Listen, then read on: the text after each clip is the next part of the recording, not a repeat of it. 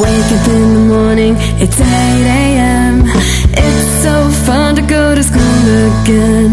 I miss my school, I miss you all. Friends and teachers, see you in the hall. I look around, everyone's smiling. It feels so good to be back again. I look around, everyone's smiling. It feels so good to be back again.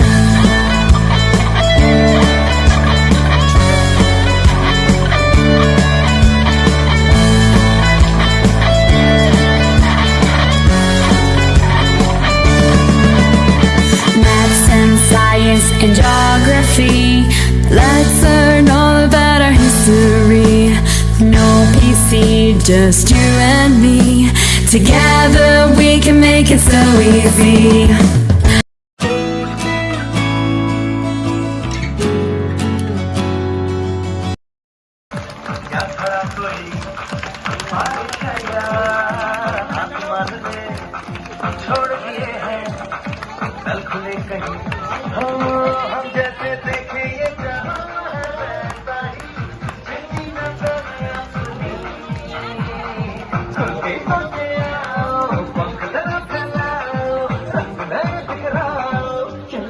चलो नए ख्वाब बुन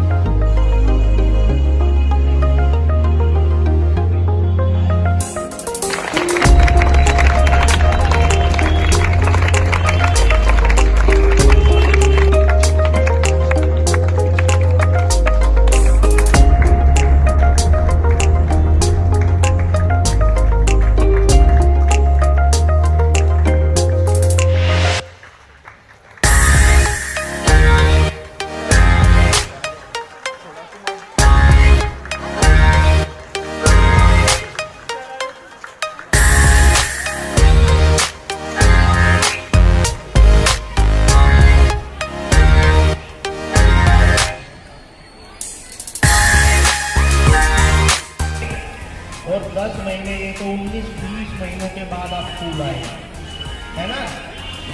एक छोटा सा आपका welcome था कि भाई बिना विद्यालय कुछ भी जिंदगी नहीं होती स्टूडेंट की, और बिना स्टूडेंट के विद्यालय भी कुछ नहीं होता बेटा। पिछले साल भी आपको याद होगा कि कुछ दिन के लिए बड़ी क्लासेस के तो स्कूल खुल गए थे, 9वीं 10वीं 11वीं 12वीं। फिर दोबारा जो हमारे सबसे अच्छे बच्चे नन्हे मुन्ने बच्चे हैं वो घर बैठकर इतना बोर हो गए होंगे 20 महीने में 19 महीने में, और जितना हमें पढ़ना लिखना था हो सकता उससे भी हमारी दूरी बन गई हो। हालांकि ऑनलाइन क्लासेस चलती रही, लेकिन ऑनलाइन क्लासेस और फिजिकल मोड में दिन रात का फर्क है बेटा। अभी आज आप आए और देखो कितना जीवंत माहौल हो गया ना। विद्यालय में चहल पहल हो गई, बच्चों से रौनक हो गई, और एक तरह से इस बिल्डिंग में पूरी जिंदगी आ गई।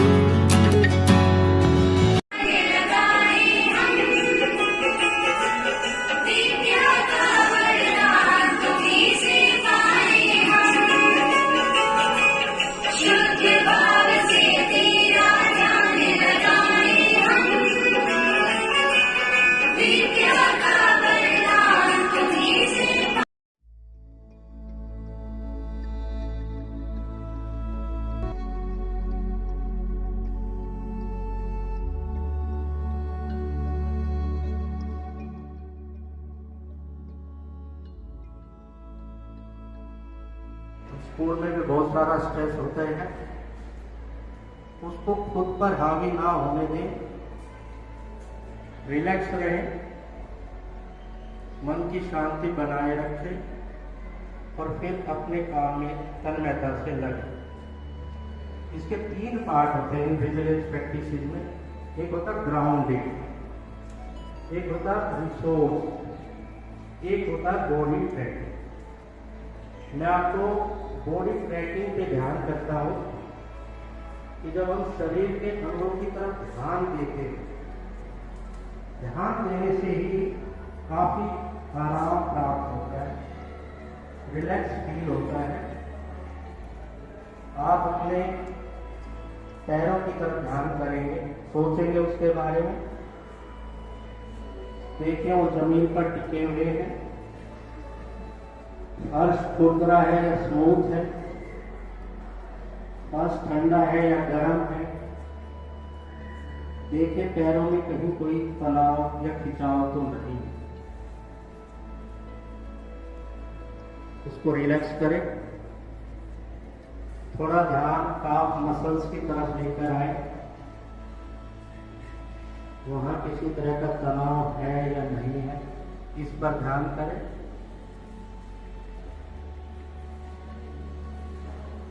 अब वहां से घुटने की तरफ ध्यान लेकर आएंगे,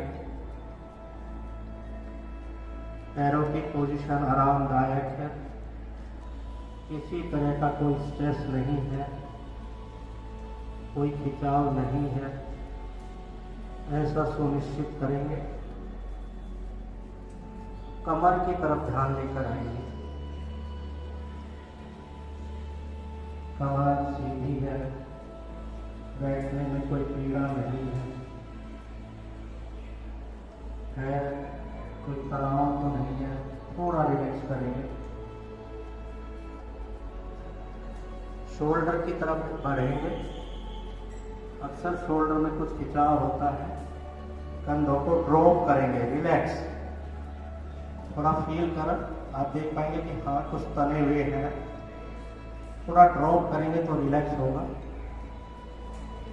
रिलैक्स करें उसको। अब फेस मसल्स पर आ जाते हैं, चेहरे पर एक कोमलता भरी मुस्कान है। फेस मसल्स अक्सर बड़ी टेंस में होती है, थोड़ा सा फील करें और रिलैक्स करें, थोड़ा ढीली छोड़ें उसको।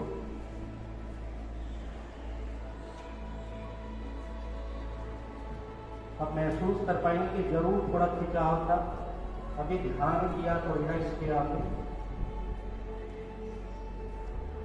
अब ध्यान को सर और चोटी की तरफ रखिए, देखिए मन में कोई विचार तो नहीं है, मस्तिष्क में कोई विचार तो नहीं है नेगेटिव। सामान्य रूप से सांस चलती रहे, सामान्य रूप से सोचते रहे, खुद के शरीर पर फोकस करें।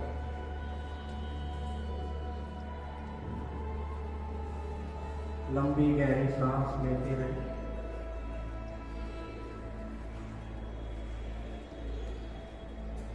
आप 3 गहरी लंबी सांस लेकर हाथों की हथेलियां रब करके 3 बार फेस पर लगाएंगे और हथेलियों में ही आंखें खोलकर धीरे धीरे हथेली हटा लें। ओम शांति।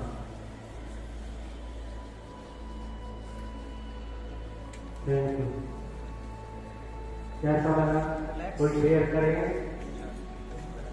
शेयर में जरूरी होती है, कुछ महसूस हुआ, कुछ पर प्लीज।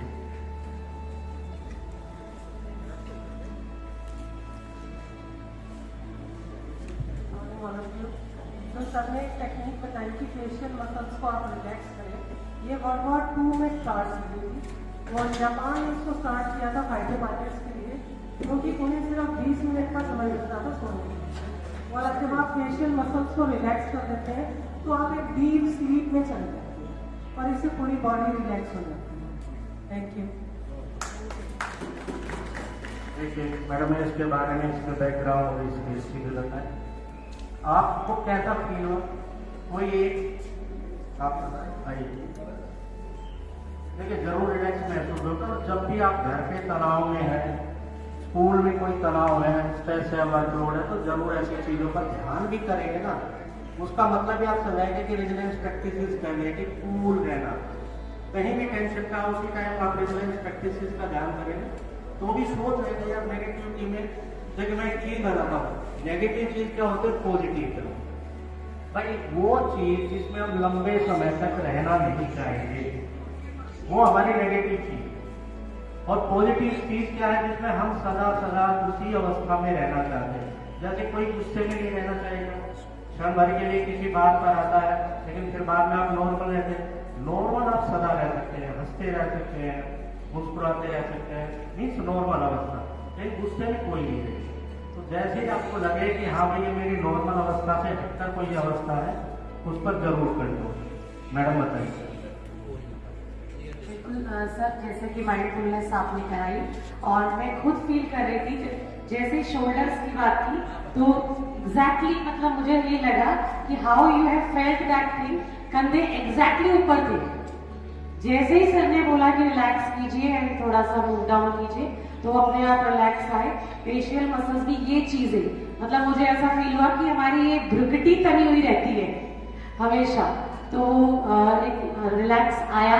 बहुत खूबसूरत सी चीज जो कि इतने हम लगभग 2 घंटे से यहाँ बैठे हैं और एक ही मुद्दे पर इकोनॉमिक्स में बात करें, थोड़ा रिलैक्स होगा, शायद अब क्वेश्चन बैंक ज्यादा प्रोडक्टिव बनेंगे। और ये माइंडफुलनेस जो एक मुहिम चली हुई है हमारे स्कूल्स में, even I have used these things in my home also. और यहाँ पर एक छोटी सी शेयरिंग कर रही हूँ कि मैंने ये यूज किया। रवि सर ने ना वो सुबह एक मेड वाली कहानी, लेकिन मैंने really this mindfulness has used on my domestic health. बहुत परेशान थी, ये भी काम करना है मैम, वो भी काम करना है। मैंने उसको बोला सिट हियर, बैठाया सामने और बिल्कुल सर ने सर जितना बहुत खूबसूरत तो नहीं, सर ने बहुत लॉन्ग उसमें लिखी है एकदम डेप्थ में 2-3 चीजें करवाई और उसके बाद बोला तुमको कैसा फील हो रहा है, तो बोली बहुत अच्छा फील हो रहा है मैम। और उसने शेयर किया कि मेरी बिटिया भी गवर्नमेंट स्कूल में पढ़ती है, माइंडफुलनेस बोलती थी, मैंने आज फील किया कि वो क्या है।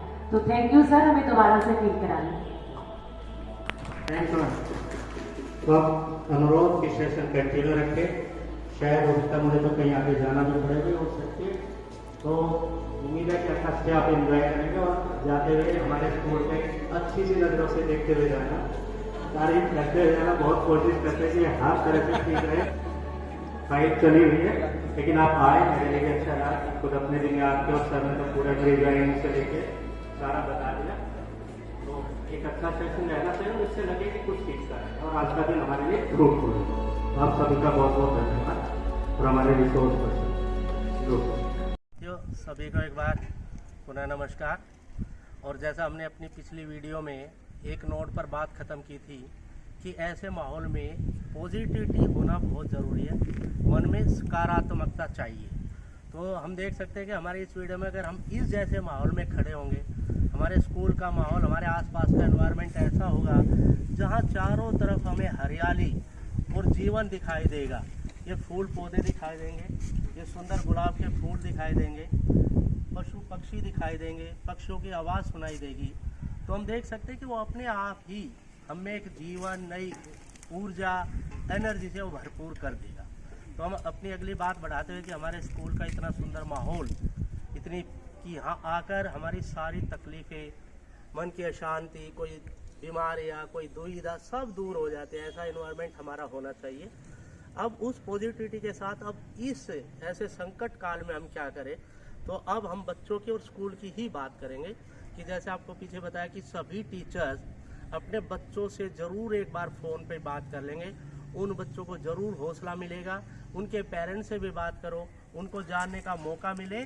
और मैं तो आपसे ये रिक्वेस्ट करूँगा कि अब ये छुट्टियाँ हमें मिल गई है तो इसमें 2 घंटे हम स्कूल के बारे में चिंता करें, अपनी क्लास के बारे में चिंता करें, अपने बच्चों के बारे में करें। जैसे मान लीजिए हम बात करते हैं कि अगर हमारा कोई ग्रुप हो गया, बच्चों का व्हाट्सएप नंबर है, प्राइमरी के बच्चे मान लीजिए नंबर नहीं है, छोटे बच्चे 10वीं के हैं तो उनके पेरेंट्स के नंबर होते हैं, और उस व्हाट्सएप ग्रुप पर हम उन बच्चों को कि हाँ भाई स्कूल से आज एक टास्क आया है, कोई होमवर्क आया है, कोई रिटर्न आप पेज दे सकते हैं, कोई क्विज दे सकते हैं, कोई खालिस्तान दे सकते हैं, हिंदी का कोई आप पैराग्राफ दे सकते हैं, या मैथ्स के कोई छोटे छोटे सवाल, कि ताकि उनको लगे कि शाम के 4 बजे स्कूल से हमारे टीचर का कोई ना कोई टास्क आएगा जो उनके पेरेंट्स को भी पता हो, और फिर पेरेंट्स बच्चों से बताए कि बेटा देखो ये लो, ये कॉपी में आया है काम और आप इसको करें, और वो डेली का डेट वाइज चाहे आप एक बार एक पेज दे दीजिए, तो बच्चे यूँ जुड़े रहेंगे कि हाँ स्कूल का पार्ट है और ये हमारे सर है।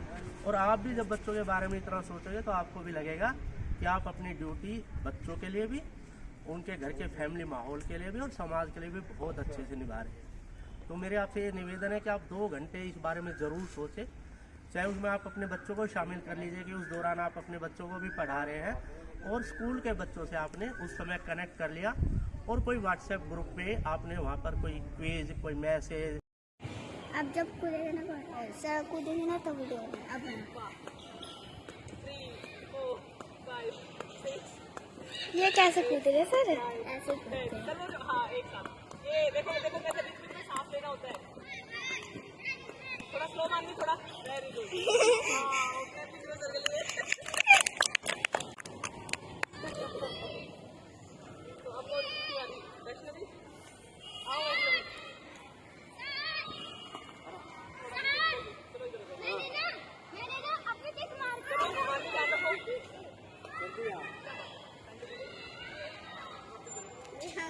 आगे हमारे बच्चे थे। बेटा तुम फास्ट क्यों कर रही हो? वापस चलो। चल 3, 4, 5, 6, 7, 8। बहुत बढ़िया, क्लैपिंग, नाइस। कोविड-19 के स्प्रेड के बाद जब लॉकडाउन की घोषणा हुई तो सभी विद्यालय बंद हो गए, और हम सबको ये चिंता हुई कि अब किस प्रकार से बच्चों की पढ़ाई हो पाएगी। तब मुझे लगा कि मेरी पढ़ाई ख़त्म हो गई और मैं कभी स्कूल नहीं जा पाऊंगी। क्लास टीचर ने बताया कि उनकी 10th क्लास की छात्रा आस्था तुगलकाबाद गांव छोड़कर नांगलोई की तरफ शिफ्ट हो गई है, और उसके लिए यहाँ पर आना बिल्कुल असंभव सा है। मेरे पापा की तबीयत बहुत ख़राब हो गई थी, इसलिए मुझे वो घर छोड़ना पड़ा, और हमारे पास पैसे भी नहीं थे। एक लड़की की पढ़ाई छूट जाना उसके लिए बहुत बड़ा मायने रखता है। सबने मिलकर उसकी मदद का फैसला किया। मेरी क्लास टीचर ने CBSE की फीस भर दी ताकि मेरी पढ़ाई ना छूटे। क्लासरूम टीचिंग और ऑनलाइन टीचिंग में बहुत ज़्यादा फ़र्क है। बच्चा पूरी तरह से हमसे कनेक्ट नहीं हो पाता, तो हमने उसका समाधान ढूंढने की कोशिश की। रोहिणी के एक विद्यालय में बात की डॉक्टर सुखबीर सिंह यादव जी से, और उन्होंने अपने विद्यालय में उसे बैठने की अनुमति दी। साथ ही साथ उनके सभी जो टीचर्स हैं उन्होंने उस बच्चे की काफ़ी मदद की। कोई भी बच्चा शिक्षा से वंचित नहीं रहना चाहिए, और अगर एक बच्ची पढ़ जाती है तो सिर्फ वो अकेली बच्ची नहीं पढ़ती, बल्कि एक पूरा परिवार पढ़ता है, वो पूरा एक समाज आगे बढ़ता है और पूरे देश को आगे बढ़ाने का काम करता है। प्रयास करना और उसके बाद सफल होना ये अलग बातें हैं, लेकिन प्रयास ही अगर हम नहीं करेंगे तो हम सफल भी नहीं हो पाएंगे। शिक्षा ही एक ऐसा माध्यम है जिसे किसी व्यक्ति, किसी परिवार और किसी देश की तकदीर बदली जा सकती है। कोविड काल की वजह से पढ़ाई पर बहुत बुरा असर पड़ा, पर टीचर्स ने हार नहीं मानी। बच्चों की पढ़ाई जारी रखने के हर मुमकिन प्रयास किए। आप सभी टीचर्स के इसी जज्बे और जिम्मेदारी को पूरी दिल्ली और दिल्ली सरकार दिल से सलाम करती है। ठीक है, उसको टच करना फोन को। भाई बहुत ज्यादा मत पछाड़ना, वरना मेरे बेइज्जती हो जाती है। चल भाई मीर, शाबाश। रेडी, 1 गो। हां